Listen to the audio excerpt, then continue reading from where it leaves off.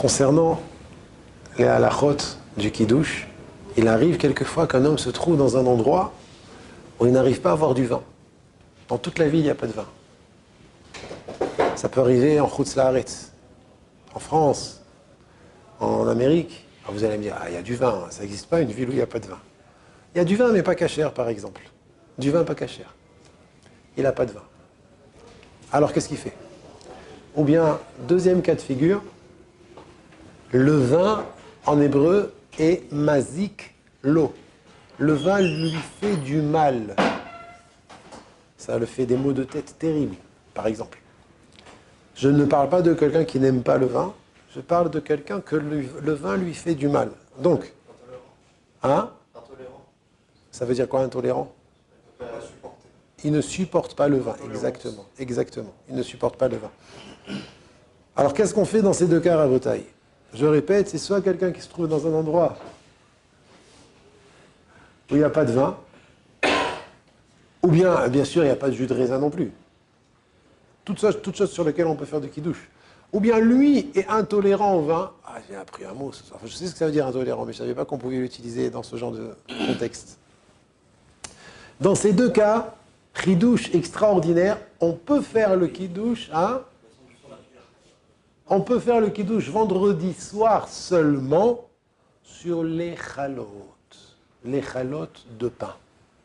Et ce n'est que dans ces deux situations qu'il est permis de faire le kidouche sur le pain. Soit il n'a pas trouvé de vin ou de jus de raisin, soit le vin et le jus de raisin et maziklo lui font du mal. Alors là, il pourra faire le kidouche sur du pain. Mais, je termine juste la phrase et je te laisse la parole, Rabbi Gamliel Hatzadik. Mais si jamais il adore le pain, et en plus de ça, il n'aime pas le vin, alors ça tombe bien, je vais faire le kidouche sur le pain. Non. Chachamim n'ont permis de faire le kidouche sur le pain que lorsque tu ne peux pas le faire sur le vin. Par exemple, les deux cas que j'ai dit, il n'y a pas de vin. Quand je dis il n'y a pas de vin, il n'y a pas non plus de jus de raisin. Et il y a pas, ou bien le vin lui fait du mal. Mais si tu n'aimes pas le vin, bien que tu aimes beaucoup le pain, tu attendras pour faire le motzi, et après tu feras le kidouche sur le pain. On n'a pas le droit de faire le kidouche sur le pain si on a la possibilité de faire le kidouche sur du vin ou sur du jus de raisin. Pour quelle raison? Parce que la takana, quand Chachamim, ils ont institué, il y a plus de 2000 ans, de faire le kidouche des Rabbanan avant de manger, c'est sur un verre de vin. Donc tu ne peux pas venir, toi, sous prétexte de dire, moi, j'aime pas le vin, je vais faire sur le pain. Tu n'as pas le droit. Tu dois faire sur le vin. Alors, qu'est-ce qui se passe, Béhémet? Ce que tu as, oui, le droit de faire, c'est que toi, tu feras le kidouche, tu vas goûter à peine une goutte et tu vas donner à quelqu'un d'autre de boire la mesure qu'il faut boire, c'est-à-dire Rov Revi'it. Rov Revi'it, c'est à peu près à... Les 3 quarts. Non, Rov Revi'it, c'est un peu plus que la moitié du verre. Quand le verre fait que 86 millilitres, Rov Revi'it, ça suffit. C'est combien Rov Revi'it? Donc 86 divisé par 2 43. 43. Donc 44.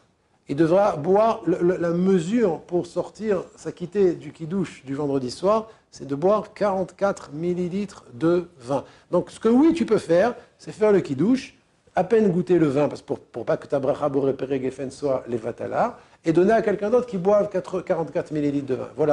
Voilà là, en ce qui concerne la halacha du verre de vin. Il y a encore beaucoup de choses à dire sur le verre de vin, mais Bezrat Hashem, c'est juste, je vais juste dire ici que les gens, des fois, ils posent la question. Ah, les chalotes, quand ma femme, elle fait des chalotes extraordinaires. Quand je les vois le vendredi soir, je ne peux pas attendre.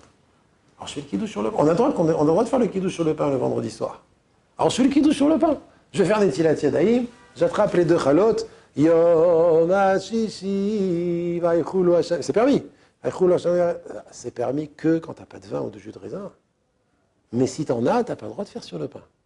Parce que la takana, elle est sur le verre de vin. Gamliel, tu avais une question. Là, on parle du Balavaït qui fait kidouche. Oui. Est-ce qu'il y a des invités ou quoi que ce soit? Est-ce qu'il a toujours cette couleur Deux. Oui, excellente question. Alors non, s'il a des invités, magnifique. S'il a des invités, bien que lui n'aime pas le vin, même ce que le vin lui fait du mal, il fera quand même sur du vin. Il donnera un invité à boire. Quelqu'un qui supporte et qui aime le vin. Il boira le Rov Revit, c'est-à-dire 44 millilitres de vin. L'essentiel de ce que je voulais dire, c'est, rappelez-vous, Rabotai, d'un côté, on peut faire le kidouche sur le pain, mais d'un autre côté, si on a du vin, on n'aura pas le droit de faire le kidouche sur le pain. Binyamin, tu avais une question. Non, je savais C'était quoi? Dis-moi quand même la question. C'était pour savoir, du coup, comme on fait qui douche sur le pain, si on n'a pas fait Netilat ou un moti avant, on dit la bracha sans manger. Ah non, voilà, j'y arrive, c'est la suite. Excellente question. Quelqu'un qui n'a rien, vendredi soir, il n'a pas de vin, pas de jus de raisin, pas de pain. Comment il fait le kidouche? Il n'a rien, et ça peut arriver. Je vous répète toujours, Bezrat Hashem, vous allez vous marier, vos femmes vont accoucher, des fois à l'hôpital, il n'y a pas le nécessaire. Des fois, à Jérusalem, il y a toujours Baruch Hashem. Mais il arrive des fois où, même dans certains endroits, tu pars dans la campagne, tu es resté là-bas Shabbat, tu n'as ni vin, ni chalot, ni jus de raisin. Comment tu fais le kidouche? Alors on va voir Bezrat Hashem dans les prochaines halakhot qu'on n'a pas le droit de manger avant de faire le kidouche. Alors comment tu fais le kidouche? Alors, la halakha nous dit, maintenant ça revient à ce que tu as dit Binyamin, la halakha nous dit que lorsqu'on n'a aucun de ces vins, pain, jus de raisin, on ne fait pas de kidouche. On mange sans kidouche. Pourquoi? Parce qu'on se repose sur le kidouche qu'on a fait dans la tfila. Vous vous rappelez que, j'ai déjà répété plusieurs fois, qu'on dit aussi dans la mida du vendredi soir, Mekadesh à Shabbat. Et on a dit que dans cette tfila, quand on mentionne Mekadesh à Shabbat, on s'acquitte de la mitzvah du kidouche minatora. Oh, excellente question, excellente question. Alors il faudra, Béhémet, s'il y a une famille acquittée, demander à chacun de prier la tfila de Harvit, afin qu'il s'acquitte de la mitzvah du kidouche de Horaïta par la prière. Donc la mida suffirait. La mida suffirait, exactement. Avec Mekadesh et Shabbat de la mida, exactement. Mais le plus important, et ça rejoint ce que disait Binyamin tout à l'heure, on aurait pu penser, si j'ai ni pain, ni vin, ni jus de raisin, j'arrive à toi, Yosef, si j'ai rien, au moins fais la bracha de Vaïchoulou et Baruch Hashem, Elokeinu melech haolam, asher kideshanu b'mitzvotav v'ratzav v'anu v'shabbat kodsho be'ava v'ratzon yinchelanu zechulé. Cette bracha, tu ne la fais que si tu as ou du vin, du jus de raisin ou du pain. Alors, donc il mangera sans faire le kidouche. Il mangera sans faire le kidouche. Alors, excellente question, la bière, ça ne marche pas vendredi soir. Vendredi soir, on ne peut pas s'acquitter, on verra plus tard, Bezrat Hashem. Ah? Non plus, pas vendredi soir. Yosef. Est-ce qu'on a vraiment une obligation de ne pas parler entre le kidouche et le netilat, ou c'est juste de peur qu'on s'éloigne? Entre le kidouche et le netilat, il est entièrement permis de parler. Non, pardon, entre le netilat et le moti. Oui. Est-ce que c'est... Si c'est les tzorech ha-seouda, si c'est pour les besoins du repas, on a le droit de parler. Comme, plus que ça encore, même entre amotzi et le moment où tu goûtes le pain, tu as le droit de dire amène-moi le sel. Tu peux même le droit de dire donne à manger au chat. Entre la bracha du motzi et le moment où tu mets le pain dans la bouche. Même si tu gardes purement en fait le pain. En disant autre chose que pour le repas. Non, ça c'est assourd. Tu n'as pas le droit de dire autre chose qui ne concerne pas le repas. C'est-à-dire tout ce qu'on a permis entre Netilat Yadayim et le moment où tu mets le pain dans la bouche, c'est seulement si ça concerne le repas ou donner à manger aux animaux. Ça aussi on a le droit. Oui. Si ça concerne autre chose, c'est que les khatila, que c'est une interruption, non? Ouais. Si c'est Bediabat, c'est... Alors là, vous rentrez déjà dans une chod brachot. C'est vrai que quand c'est entre Netilat Yadayim et la bracha du motzi. Mais entre la bracha du motzi et le moment où tu mets le pain dans la bouche, si tu as parlé d'autre chose, tu dois refaire la bracha. Par exemple, j'ai fait Amotzi lechem min haaretz, je coupe le pain et je dis, t'as vu hier, ton frère il est venu me voir, j'ai parlé. Ah non, cette phrase elle n'a rien à voir avec le motzi, tu dois refaire la bracha. Tu dois refaire un motzi. David? Il n'y a pas le problème entre la bracha et de manger le pain les 3 secondes, je vais mettre Rami. C'est les khatrila, vadaï, c'est les khatrila, mais pas bediavad. Les khatrila. Vadaï, tout à fait. Alors, vadaï, je dis que c'est sur les khatrila, le mieux, c'est de ne pas parler depuis Netilat Yadayim jusqu'au moment où tu avales le pain. La première bouchée de pain. Que celui qui fait la bracha? Non, tout le monde. Tout le monde. Vous devez faire vite. Oui, vadaï, il faut qu'il fasse vite, vadaï. Et c'est pas la peine non plus de c'est pas la peine de lui faire. Ça va, reste calme. Gamliel, tu voulais dire quelque chose? Ouais. Autre halakha, messieurs. Autre halakha. Ah, j'ai oublié. Et par contre, si on n'a pas de vin, de pain et de jus de raisin, qu'on a dit on mange sans kidouche, il faut quand même dire Zecher l'Etiat Mitzrayim.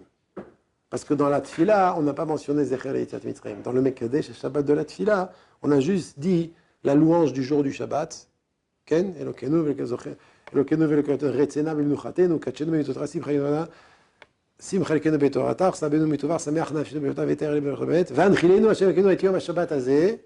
Comment c'est marqué, v'anchilenu? Ça, tu le dis dans la tfila, mais il n'y a pas marqué Yetziat Mitzrayim là-bas. Alors, il faut dire, avant de manger, Ani ochel, je vais manger, Zecher le Yetziat Mitzrayim. Comme ça, tu complètes la mitzvah du Kiddush. Il n'y a pas Zecher le Yetziat Mitzrayim qui va nous voir. Pas dans la Mida. Ah ouais. Ça, c'est dans le Kiddush sur le verre. Mais là, j'ai parlé d'un cas où on n'a pas de verre de vin. Ah oui, oui. Alors, avant de manger, tu diras Zecher le Yetziat Mitzrayim. D'accord, c'est une grande question que le Mishnah Berurah dans Biur Halacha, il est makché.